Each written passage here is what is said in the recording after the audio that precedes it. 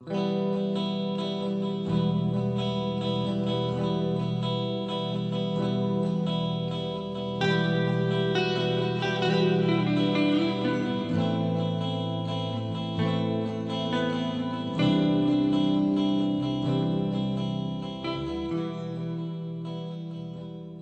ipsa loquitur is a Latin legal phrase that translates to English as, the thing speaks for itself. This doctrine is commonly applied in civil tort actions to establish the negligence of a defendant. Imagine that an elevator in an apartment building plunges several floors, injuring the people inside it. Or, a lawnmower box falls from a high shelf at Costco, crushing a customer. The plaintiff might not be able to prove exactly why the elevator plunged, or why the box fell from the shelf. But they don't have to because, well, the thing speaks for itself. Elevator cars and boxes don't typically fall on their own, and so, under res ipsa loquitur, jurors can infer that there must have been some kind of negligence by the defendant that led to the plaintiff's injuries. And so, under civil law, where the burden of proof is simply more likely than not, this makes a lot of sense. Conversely, courts have found that res ipsa loquitur doesn't apply in criminal realms, where the prosecution must prove guilt beyond a reasonable doubt. The prosecution can't simply point to a dead husband or child and claim that their wife or mother must have murdered them because people don't die on their own. Instead, the prosecution has to prove guilt beyond a reasonable doubt that some specific act or acts by the defendant caused the death of the victim. Or at least that's how criminal law operates in the vast majority of cases. But there's a clear exception to this rule, and it's one that's led to countless caretakers, typically mothers, being wrongfully convicted of the killings of their infants. It's one that's persisted for decades despite no data to back it up, but with increasing recognition that the emperor has no clothes. This is the story of shaken baby syndrome, and this is the story of Michelle Heale. Hi, and welcome to Undisclosed, Toward Justice. My name is Rabia Chaudhry. I'm an attorney and author, and I'm here with my colleague, Colin Miller. Hi, this is Colin Miller. I'm a professor at the University of South Carolina School of Law, and I blog at Evidence Prof blog. In 2012, Michelle Heale lived in Toms River, New Jersey with her husband, Mike, and their 3-year-old twins, one girl, one boy, both with blonde hair. Located on the Jersey Shore, Toms River has been featured in various TV shows, including Boardwalk Empire, and was also where the original Amityville horror movie was filmed. But despite the deaths in this show and movie, Toms River is seen as a safe place, often ranked as one of the lowest crime communities in the country. Michelle and Mike were friendly with their neighbors, Kelly and Adam Hess, and in August 2012, Michelle had been babysitting for Kelly and Adam's 14-month-old Mason for about a year. About a week before August 28th of that year, while Michelle wasn't babysitting Mason, he fell in the dining room in his home, hitting his head on the hardwood floor. According to his parents, this led to a big bruise on his forehead. That takes us then to August 27th, 2012, when Michelle was babysitting Mason at her home. On that day, Mason was having issues. Michelle sent Kelly a text stating, "Mason just walked into the sliders. Think the bump now looks bigger. Leaving the screen on now." And Kelly responded, "LOL, unreal." Mason also threw up while Michelle was babysitting him, leading Kelly to take him to the doctor. There, Mason was diagnosed with ear and upper respiratory infections and prescribed antibiotics by his pediatrician. Michelle was supposed to babysit Mason the following day, but Kelly gave her an opt-out via text message. On August 27th, after Michelle said she was still fine babysitting Mason the next day, Kelly texted her, quote, "Are you sure I don't want to get any of you sick?" In response, Michelle wrote, quote, "Won't be the first time, won't be the last time. Everyone will be fine." Tragically, that wouldn't be the truth. The next day, August 28th, Michelle again babysat 14-month-old Mason at her home. Everything started well enough. In text messages, Michelle wrote Kelly that Mason had eaten his breakfast and was playing with her twins. But in the afternoon, things took a turn for the worse. According to Michelle, at about 2 p.m., she was feeding Mason applesauce when he started coughing and choking, making it clear to Michelle that he couldn't breathe. Michelle says she put Mason on her shoulder and hit his back until the applesauce came out on her shirt. But Mason went limp when Michelle put him back down, so she ran down the hallway to get the phone and call 911. In her 911 call, Michelle said, "He has no movement in any parts of his body. His whole body is lifeless."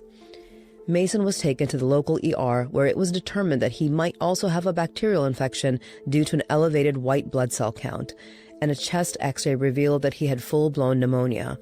Mason was medevaced to Children's Hospital of Philadelphia via helicopter, but to no avail. 4 days after the applesauce incident, and with Mason clinging to life, members of the Children's Hospital suspected child abuse and neglect team came to Kelly and Adam with an explanation for Mason's condition, the only explanation in their minds, that Michelle had abusively shaken Mason. They came to this conclusion based upon a traditional triad of symptoms that Mason displayed. 1. Retinal bleeding, in other words, bleeding in the retina of the eye. 2. Subdural hematoma, in other words, a collection of blood between the brain surface and its outermost protective layer. And 3. Brain swelling. This is what's known as shaken baby syndrome or abusive head trauma. To understand this diagnosis, we need to time travel back to 1971. In that year, British pediatric neurosurgeon Norman Guthkelch published an article in the British Medical Journal regarding infant patients presenting with this triad of symptoms noted above. According to Dr. Guthkelch, the parents in many of these cases admitting to being overwhelmed by their children crying and abusively shaking them. And so, he came to believe that when infants presented with this triad of symptoms, abusive shaking by their parents or caretakers was the explanation. 2 years later, pediatric radiologist John Cappy coined a phrase for what Dr. Guthkelch observed: whiplash shaken infant syndrome, a diagnosis that could explain this triad of symptoms even in the absence of external evidence of head trauma. Eventually, the diagnosis was dubbed shaken baby syndrome, with the belief being that it occurred in 35 out of 100,000 infants. And so, over the next 50 years or so, caretakers and parents, primarily mothers, were convicted of crimes based upon infants coming to ERs with this traditional triad of symptoms. These convictions came even when the defendant had no criminal record or history of violence, both of which were the case with Michelle. Indeed, after the doctors told Kelly and Adam that their only explanation for Mason's injuries was abusive shaking by Michelle, they told the police that Michelle would never hurt their son. But that didn't matter. The day after their doctors told Kelly and Adam their shaken baby syndrome diagnosis, Mason was declared dead. A couple months later, Michelle was arrested and charged with first-degree murder in connection with his death.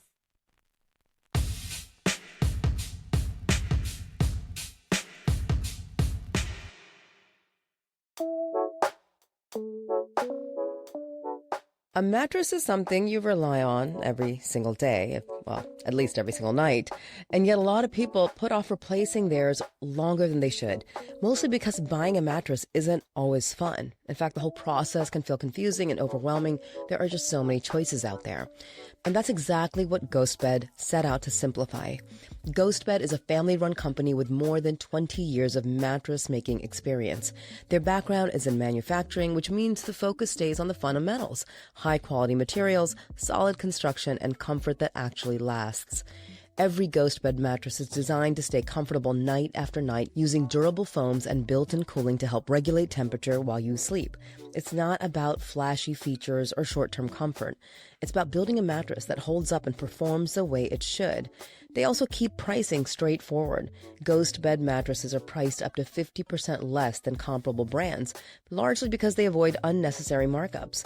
Every single mattress comes with a 101-night sleep trial, an industry-leading warranty, and fast free shipping right to your house. There's a reason that GhostBed mattresses have more than 60,000 five-star reviews online. Customers love the variety available. They've got 3 different kinds of mattresses that are all designed to help you sleep longer, cooler, and more comfortably. They even have a quiz that'll help you pick out the perfect mattress for you.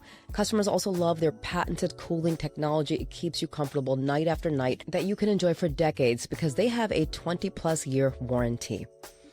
Right now, GhostBed's winter deals are coming in hot, and our listeners can take an extra 10% off site-wide. That's on top of their already great prices. Just go to ghostbed.com/justice and use promo code JUSTICE at checkout. That's ghostbed.com/justice. Use code JUSTICE. Some terms apply. See site for details.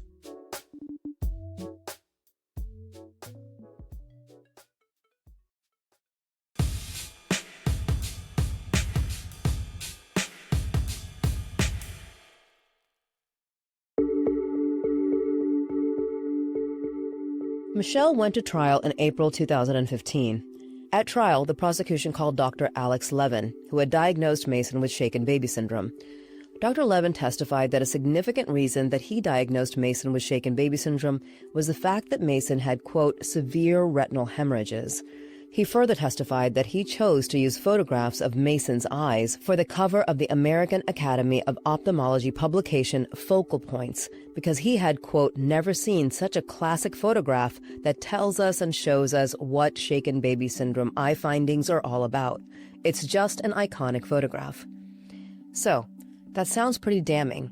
But on cross-examination, Dr. Levin acknowledged the dirty little secret of shaken baby syndrome. Specifically, he said that shaken baby syndrome, quote, is a diagnosis of exclusion, not inclusion. In other words, Dr. Levin couldn't explain how abusive shaking caused Mason's injuries, just that no innocent explanation could cause those injuries. And those injuries didn't just include the traditional triad of symptoms. The state also called Dr. Lucy Rourke Adams, an expert in pediatric neuropathology. She testified that Mason's cervical spinal cord was fragmented in the upper sections and was hemorrhagic and totally disruptive. In plain English, there was bleeding in the spinal cord and pieces of bone had broken off from it. The defense responded with their own experts. Defense pathologist John Plunkett testified that if Mason had died from abusive shaking, he would have expected to see both broken ribs and grabbing marks. As you might recall from our recent coverage of the Amanda Lewis case, these grabbing marks would be red circles or ovals based upon pressure from the fingertips while being grabbed. But no, Mason had neither. No broken ribs, no grabbing marks. The defense also called a biomechanical engineer, which when you think about it makes sense. If you're diagnosing cancer, you want an oncologist. If you're diagnosing infertility, you want a gynecologist. But if you're trying to determine whether abusive shaking caused injuries to a child, that's not so much a medical question. It is a question about the biomechanics of the body and the forces exerted upon it. The biomechanical engineer who testified for the defense was Louis F. Dragonich. But by his own admission, Dragonich had, quote, no background in abusive head trauma or shaken baby syndrome and had never written any publications or conducted any experiments on the topic. As a result, Dragonich was relying on studies by others, which he acknowledged had been discredited on peer review because, quote, the authors of the studies could not replicate shaking a live infant with a non-human species or mechanical prop. But in terms of replication, Michelle did take the witness stand for her own defense.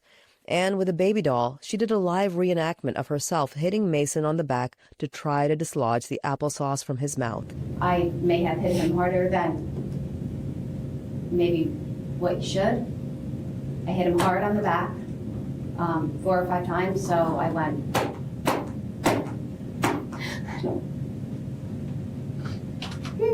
don't want to do this.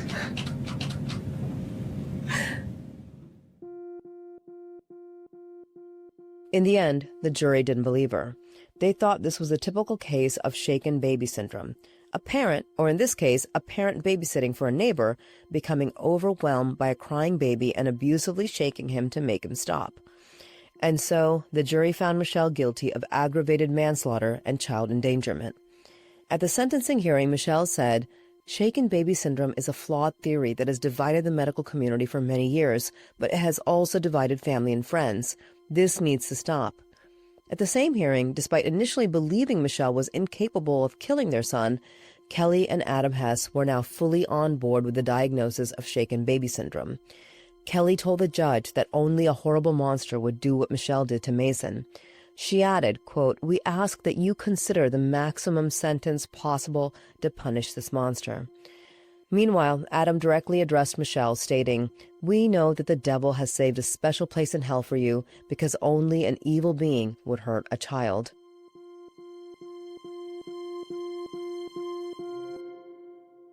In the wake of the trial, if you looked up Michelle's case, you'd see and hear horrible things about her. For example, the Daily Pink Slip ranked her number 1 in its list of the 8 most horrific babysitters of all time. Daily Pink Slip. From murder to sexual abuse, we're disgusted by the 8 most horrific babysitters of all time. Number 8, Michelle Heale. This 46-year-old woman operated a babysitting service out of her home. While caring for a 14-month-old baby, it was found that Heale shook the child violently, causing spinal and head injuries. This resulted in the tragic death of the small child. Despite all the evidence, Heale claimed that the baby was simply choking on applesauce and that she was trying to help him. She claimed innocence up until the very end. In court, Heale stated, "I do not regret the choices I made that day. There is nothing that I would change." Yeah, well, your face says otherwise. She was sentenced to 15 years in prison. Should have been more. But then, in January 2020, reporter Elizabeth Weil Greenberg published an article in The Appeal titled, "How Dubious Science Helped Put a New Jersey Woman in Prison for Killing a Baby in Her Care." The article was about Michelle's case and specifically how many in the medical community had started to regard shaken baby syndrome as junk science. I had seen some of this. For example, in 2014, Meryl Goldsmith and Susan Goldsmith did a documentary called The Syndrome about the shaky science behind shaken baby syndrome. And law professor Deborah Turkenheimer has written some high-quality law review articles calling into question the diagnosis. At the same time, there was news that New Jersey was on the brink of starting a statewide conviction review unit. With the success that we've had working with a neighboring CRU in Philadelphia, I reached out and agreed to take on Michelle's case for free with the goal of eventually submitting a request for review with a statewide CRU. With that, I started researching shaken baby syndrome in earnest. And what I quickly found took me to the same statistic we cited in our recent coverage of the Amanda Lewis case. That horrible statistic. 75% of women who are wrongfully convicted are convicted of crimes that no one committed. In other words, these are accidental deaths determined to be homicides. You see, in December 2015, researchers published a paper examining 7 recent abusive head trauma studies, including 476 diagnosed abuse cases. And what they found was that out of these 476 cases categorized as shaken baby syndrome, only 8% could be included as abuse cases in research that was reasonably free from circularity bias, while 69% were diagnosed as abuse in part because of the medical community's rejection of the caregiver's statement. In other words, there's been an epidemic of cases across the country in which parents and caretakers have been accused of crimes based upon a diagnosis of shaken baby syndrome, despite claiming they engaged in no wrongdoing. And, as you might expect, most of these were mothers. But in fact, the vast majority of these cases did not involve abuse. Instead, they involved issues such as the mother being injured in a car crash while she was pregnant, or they involved infants who were suffering from severe illnesses, like the ones that Mason had when Michelle was babysitting him, or they involved infants who died from underlying medical conditions. We've had law professor Valina Beatty on the podcast before in our Pam Lanier series. I've consulted with her on the case of Tasha Shelby, who was sentenced to life in prison based upon allegedly abusively shaking her fiancé's 2-year-old son to death. But decades later, the medical examiner who first claimed this was a case of shaken baby syndrome shifted his diagnosis. Here's coverage of the case by Flawed Forensics. Dr. Leroy Reddick, the same medical examiner who ruled the child's death a homicide, changed the death certificate to an accident in 2018, 18 years later. How rare is it for a medical examiner to change a death ruling? Incredibly rare. Dr. Riddick testified in hundreds of cases. He performed autopsies in even more cases. And this is the only case where he changed his opinion. Today, Dr. Reddick can't say why he changed Brian's manner of death. He passed away 2 years ago. Nothing but the truth to help you God. I do. But he did explain himself in this recorded deposition in 2017. If you could tell the prosecutors or the detectives something different today about the results, what would you say? That I made a mistake on my conclusions, and that given the information I have now, that the child died from hypoxic encephalopathy with herniation due to seizure disorder. A brain injury due to a seizure disorder. Remember, it's exactly what Tasha told police she witnessed Brian suffering from after falling from his bed. Well, we thought, oh, well, they're going to let her go. There was no homicide. You can't keep someone in prison if there's no homicide.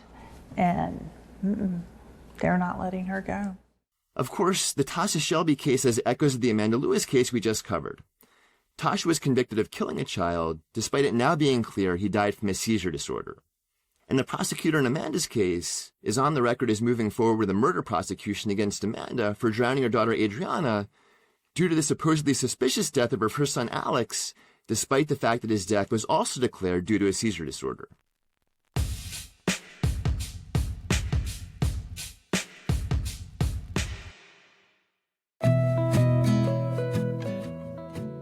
I lost both of my parents in the last few years, and it makes you grow up in ways that you really never realized you had to before. It also made me think about the ways that I have to support my family every single day, and it hit me that I need a plan for the times when I can't be there, because that time will eventually come.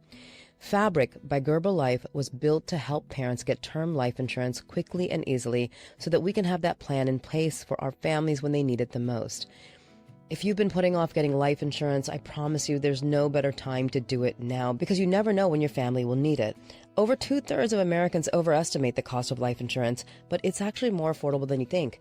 And Fabric by Gerber Life makes it so quick and easy to make sure your family has more financial protection this year. Fabric by Gerber Life is term life insurance that you can get done today. It's made for busy parents like you, like me. It's all online, on your schedule, right from your couch. You could be covered in under 10 minutes with no health exam required. Fabric has flexible, high-quality policies that fit your family and your budget, like $1 million in coverage for less than $1 a day. Fabric has partnered with Gerber Life, trusted by millions of families like yours for over 50 years. And there's no risk. There's a 30-day money-back guarantee, and you can cancel at any time. Fabric also has free digital wills, tools to invest in your kids' future, and more, all right from your phone. So join the thousands of parents who trust Fabric to help protect their family. Apply today in just minutes at meetfabric.com/justice. That's meetfabric.com/justice. meetfabric.com/justice. Policies issued by Western Southern Life Assurance Company. Not available in certain states. Prices subject to underwriting and health questions.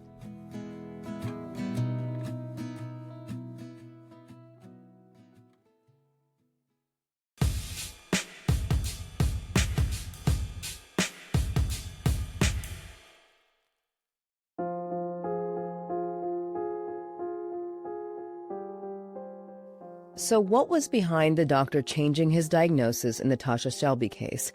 It seemed that it was based on a change in the science. Recall that he changed his diagnosis in 2018. But in 2016, the Swedish Agency for Health Technology and Assessment of Social Services, which reviews the evidentiary basis for medical services, produced a report on the triad of injuries typically associated with shaken baby syndrome. The SBU conducted a systematic review of the available medical literature on the presence of the traditional triad of symptoms in cases of suspected traumatic shaking of children. The aim of the review was to address the following question: to determine how reliably the triad or its components can be explained by traumatic shaking. The review found that there is not a single high-quality study supporting the shaken baby syndrome diagnosis. Now, before, we noted some of the alternate explanations for the triad of symptoms that's traditionally been associated with shaken baby syndrome.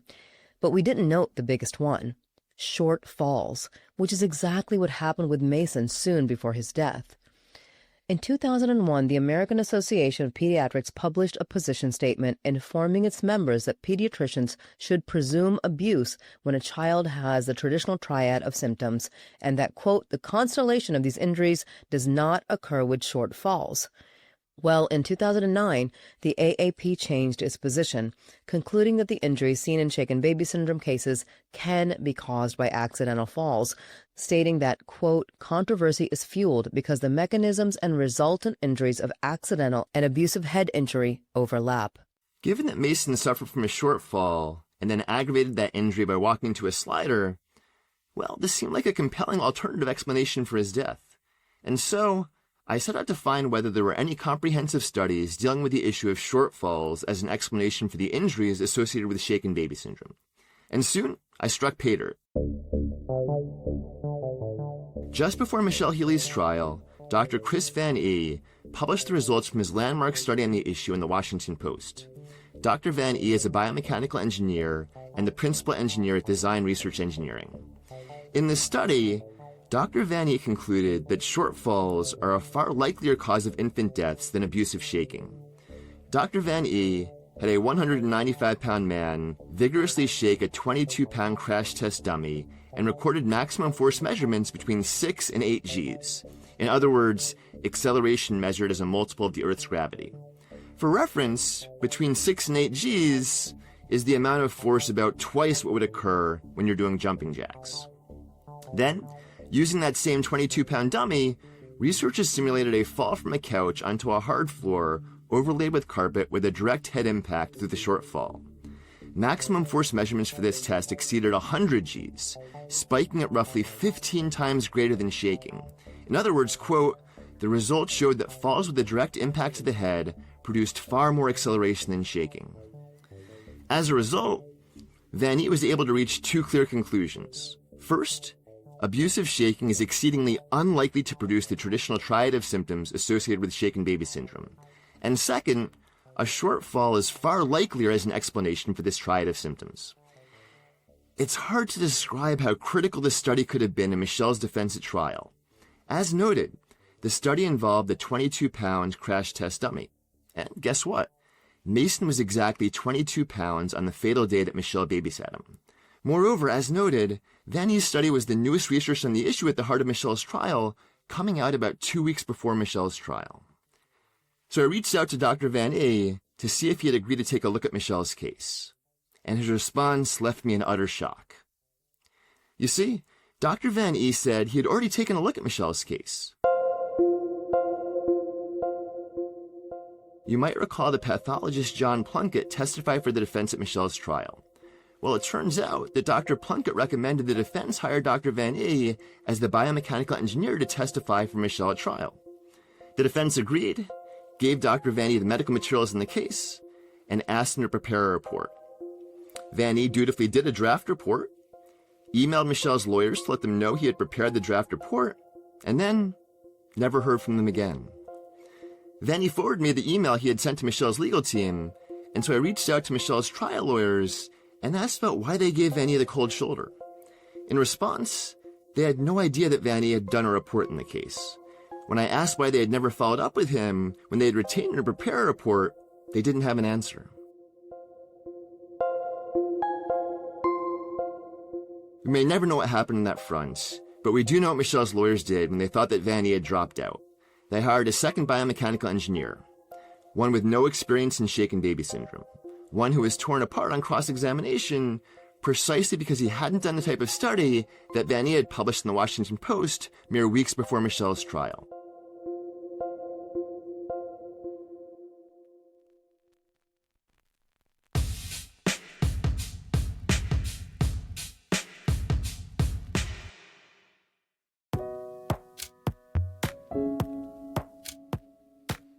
I grew up around a lot of dogs, not because I ever had one, but because my dad was a veterinarian, and I grew up working in his clinic. And year-round, we would see folks come in totally confused at their dog's behavior. Pups who have itchy ears, they would be prone to ear infections, they'd have diarrhea, poor digestion. They just could not figure out what was wrong with their dogs.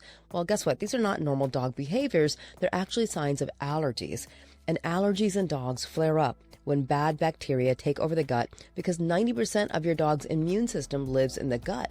We've heard a lot about gut health for humans in the last decade or so, but just like humans, dogs also need probiotics, good bacteria, to strengthen their gut health and calm an overactive immune system.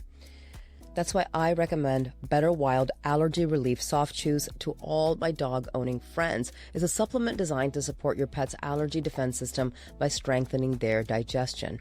They are the first and only chews with ancestral advantage wolf probiotics that are derived from your dog's mighty ancestor, the wolf, and that helps restore a healthy balance of good bacteria in the gut. So if you have ever wondered why your dog is suffering from all kinds of skin issues like red patches and spots and itchiness, why their digestion just seems off, if they're licking their paws a lot, shaking their head, eating grass, they just seem generally uncomfortable, and you have not considered the connection between their gut health and the allergic symptoms that they're showing, you have to check out Better Wild's Allergy Supplement Chews. Better Wild's allergy supplement chews include 4 key ingredients. There's a premium blend of wolf probiotics called the Ancestral Advantage. There's a postbiotic derived from kimchi that's been clinically proven to reduce itchiness and redness in just 2 months. There's colostrum to boost immune function and fight inflammation, and there's salmon oil to support healthy skin and fur. Better Wild is committed to helping your dogs with science-backed, veterinarian-approved solutions that you can feel great about. And if it's veterinarian-approved, I am on board. Right now, Better Wild is offering our listeners up to 40% off your order at betterwild.com/justice. That's betterwild.com/justice for up to 40% off your order. betterwild.com/justice.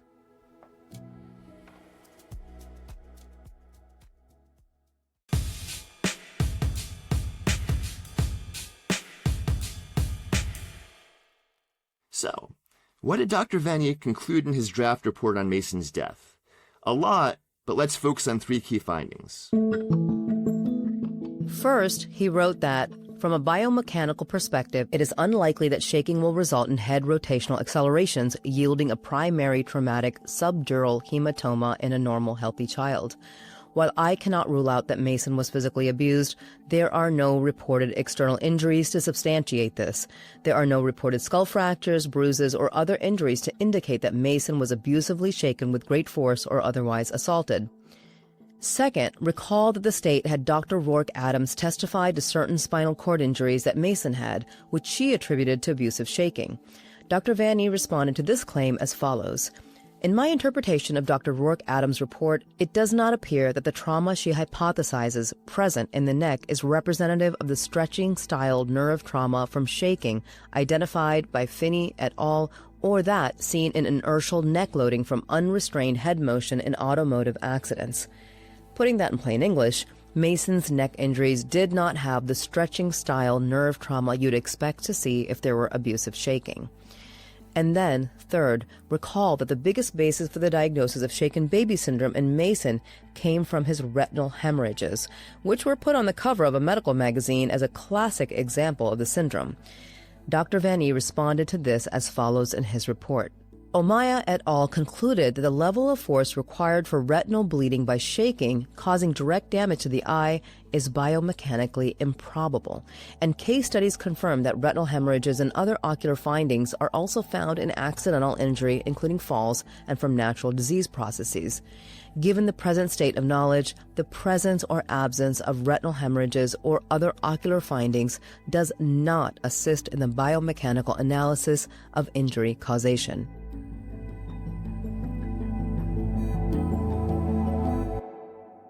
This draft report thus became the centerpiece of my submission to the New Jersey Conviction Review Unit in Michelle's case, and I supplemented it with dozens of cases in which parents and caretakers were wrongfully convicted on diagnoses of shaken baby syndrome despite the deaths being due to shortfalls. I also added case studies in which infants had shortfalls, many of them caught on video, which produced the traditional triad of symptoms associated with shaken baby syndrome. And in case you're wondering, as with Mason, these deaths weren't always instant.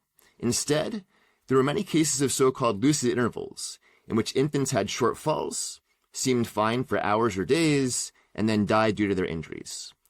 I put all this together in a 431-page report to the CRU, and I worked with a public defender in New Jersey who has filed for a new trial for Michelle in court, citing the same grounds as those in my CRU report. But after filing my report, something interesting happened. A woman in New Jersey named Lucy Pham was 23 weeks pregnant when she was hit by another car in a rear-end collision.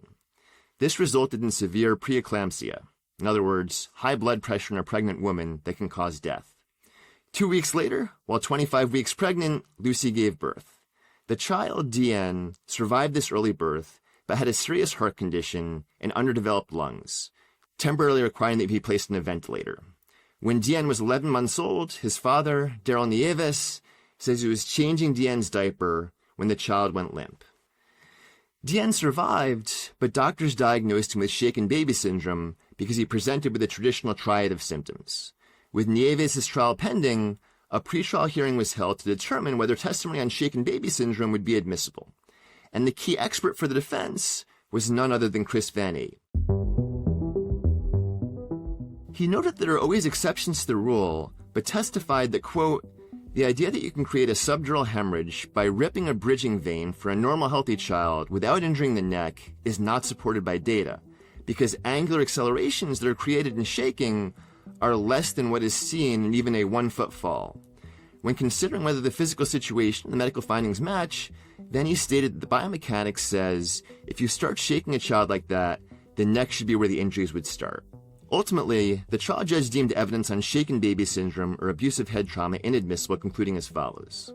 Abusive head trauma has never been medically nor scientifically validated as diagnosis because it has never been developed through scientific/medical techniques or procedures which in turn would make it a diagnosis that is scientifically or medically reliable. Providing no evidence that the defendant inflicted any trauma upon the victim in this case, abusive head trauma is a flawed diagnosis because it originates from a theory based upon speculation and extrapolation instead of being anchored in facts developed through reliable testing. There is no proof provided that abusive head trauma is in fact a valid diagnosis explaining an inflicted trauma which causes a pathology. In conclusion, the court went further in the most damning condemnation of so-called medical evidence I've ever seen.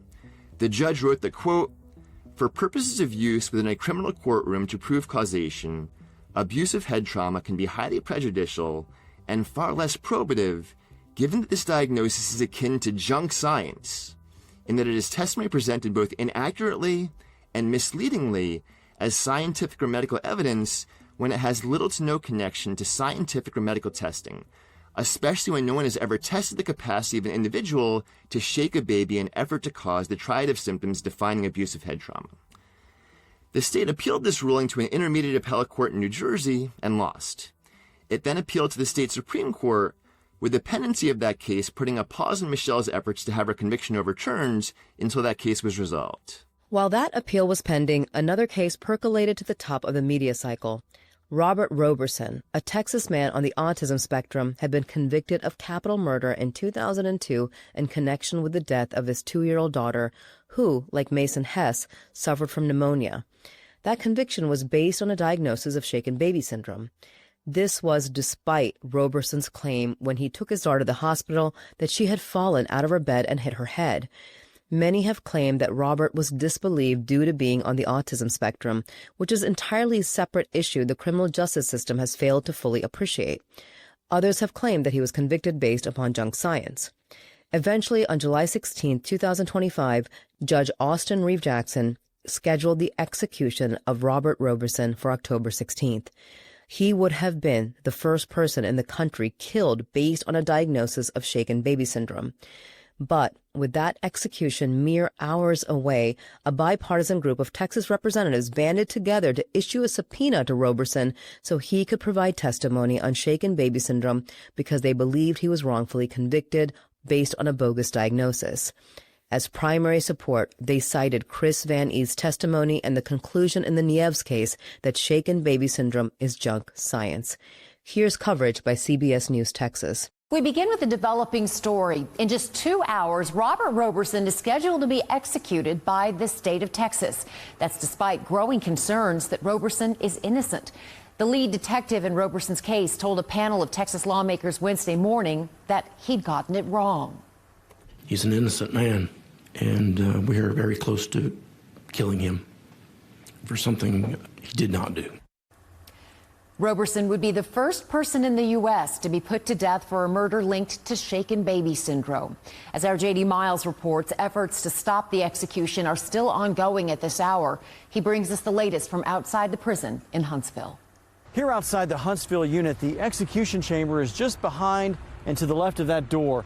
We are expecting a group of state lawmakers to come out here and speak at some point as this legal drama continues to play out over whether the execution can go forward.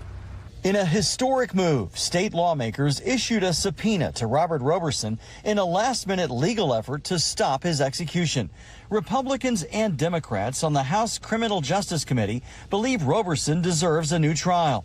That's because the medical theory that the death of his chronically ill 2-year-old daughter was caused by violent shaking, known as shaken baby syndrome, has been widely dismissed by many as junk science.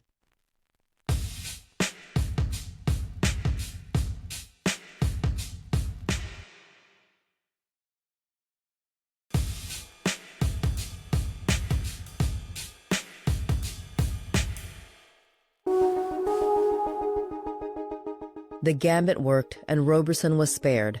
The case eventually gained national attention as there's been a back and forth and questions over whether Roberson will eventually be executed or have his life spared. That latter option soon gained steam when the Supreme Court of New Jersey issued its opinion in the Daryl Nieves case late last year. Here's more reporting by CBS News Texas. The lawyer for a Texas death row inmate whose execution is on hold is hoping a ruling over shaken baby syndrome will help him get a new trial. New documents say Robert Roberson's lawyer wants the court to consider a decision from the New Jersey Supreme Court.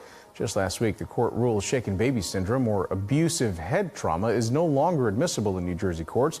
The ruling cites lack of legitimate science and lack of general acceptance in the scientific community. Specifically, the Supreme Court of New Jersey ruled that, quote, Nieves' expert testimony at the Fry hearing emphasized that lack of general acceptance of shaken baby syndrome, abusive head trauma. Each defense expert stated that no biomechanical study has shown that shaking alone results in the symptoms associated with shaken baby syndrome or abusive head trauma.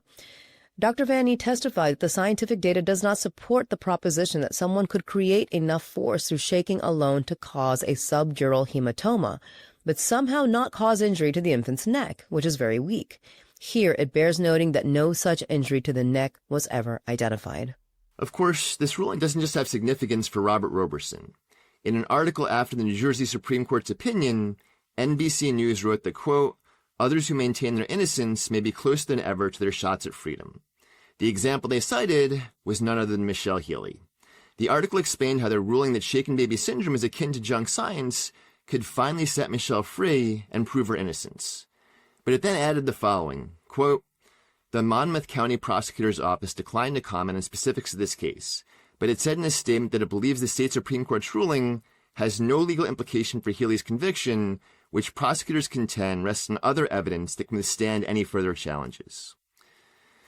As the person who's worked on Michelle's case longer than anyone, I have no idea what other evidence the prosecutor is citing. I've been through the case file top to bottom. Michelle has no criminal record. There's no evidence she ever abused her children or any children in her care. There were no witnesses to whatever incident led to Mason going limp other than Michelle herself. Instead, literally the only evidence of Michelle's guilt is the fact that Mason presented with a traditional triad of symptoms associated with shaken baby syndrome. But now, the Supreme Court of New Jersey has labeled this theory junk science. And it's done so based upon the testimony of the biomechanical engineer who was supposed to testify at Michelle's trial. The expert who published a study done with a dummy the exact same size as Mason Hess mere weeks before Michelle's trial. The expert who the defense team ignored despite a draft report that proved her innocence. In the end, it's unclear whether Michelle will be set free. And it's also unclear what will be done with the thousands of other parents and caretakers convicted based upon a diagnosis that at least one state Supreme Court has now declared junk science. But for the first time in decades, it feels like the science has shifted. There's a groundswell of support across the country to eliminate this bogus diagnosis from courtrooms across the country. And that shift could lead to any number of mothers, fathers, and caretakers being given a second shot at life outside the confines of a prison cell.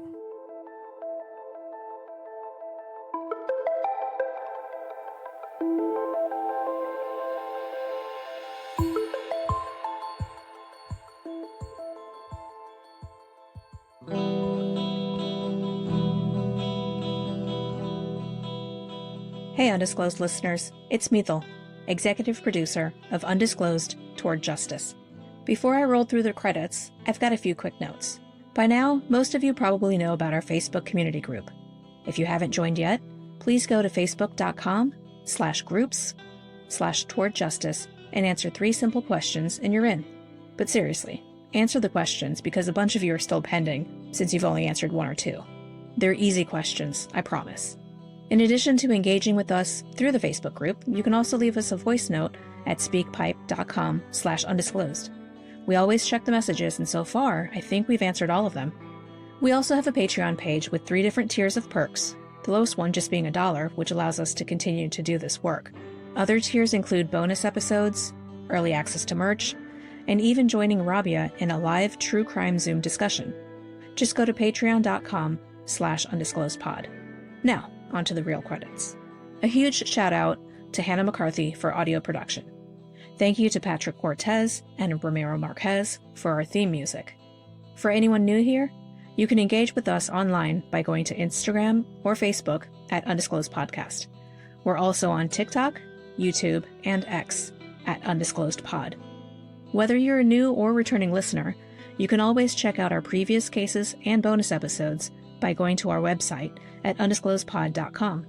If you would like to follow Colin and Rabia on social media, you can find Rabia at Rabia2 on Instagram and Colin at EvidenceProf on Instagram, X, and Blue Sky. Thank you all for your continued support and for supporting all of our sponsors. Until next time.